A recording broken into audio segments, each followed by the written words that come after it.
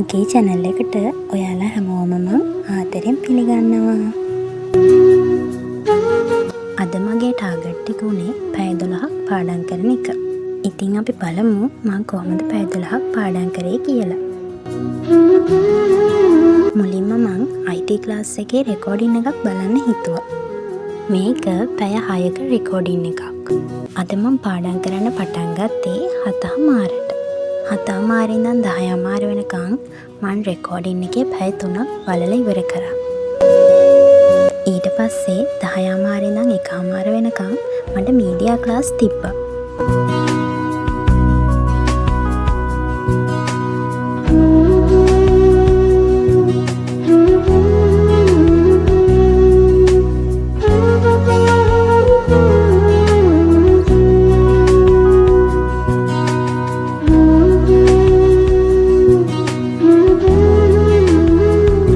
වෙනසකටත් එක්ක එළිය පාඩම් කරන්න හිතුවා.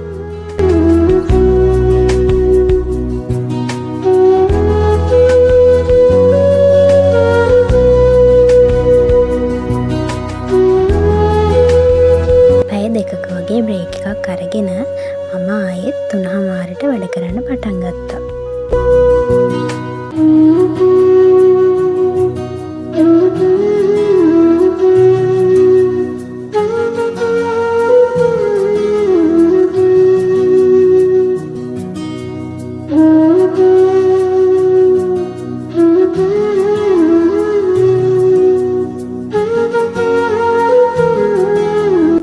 බලලා ඉතුරුන පැය 3 රෙකෝඩින් එක මං හවස් වරුවේ බලලා ඉවර කරා.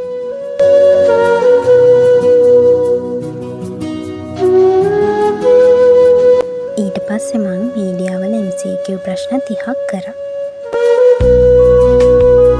සමහර වෙලාවට ප්‍රශ්නෙත් එක්කම උත්තරේ කිය පාඩම් කරනකොට මතක හිටින ප්‍රමාණය වැඩි.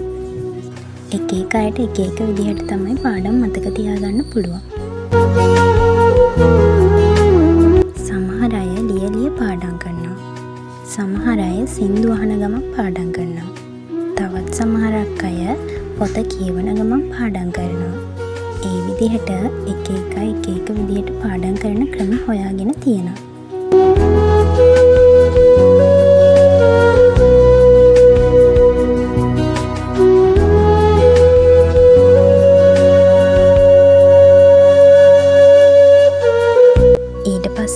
මීඩියාවල පාස් පේපර්ස් පොතේ MCQ වල උත්තර හයිලයිට් කරා. මේක අපේ මීඩියා මිස් කියලා දුන්න පොඩි ටිප් එකක්.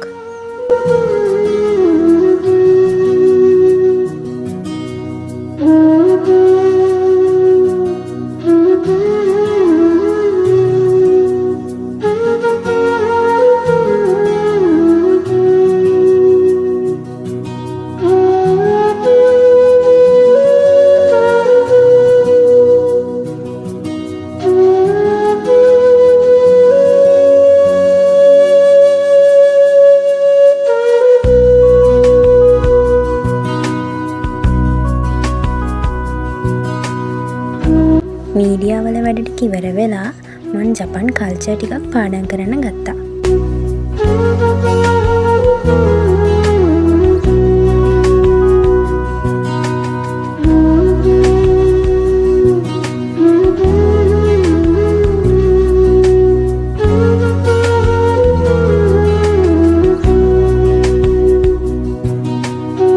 ඊට පස්සේ මං අන්තිමටම ජපන් කන්ජි පාඩම් කරන්න ගත්තා. ඔයා එක ටාගට් එකක් ඔළුවේ තියන් පාඩම් කරන්න ගත්තොත් ඔයාට කොහොමත් පැය 12ක් පාඩම් කරගන්න පුළුවන්.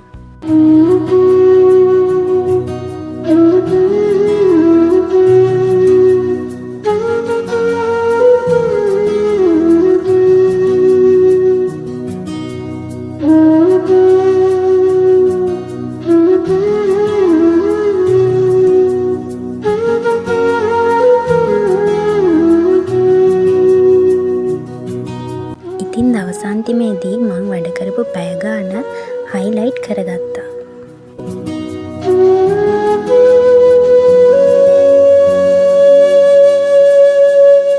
ඉතින් මේ විදිහට හයිලයිට් වෙලා බලද්දී මාරම සතුටක් හිතට එන්නේ.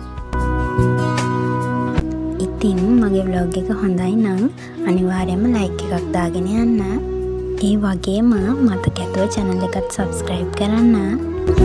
මාත් එක්ක එකතු වෙලා ඉන්නවල හැමෝටම යහපතක්ම වේවා.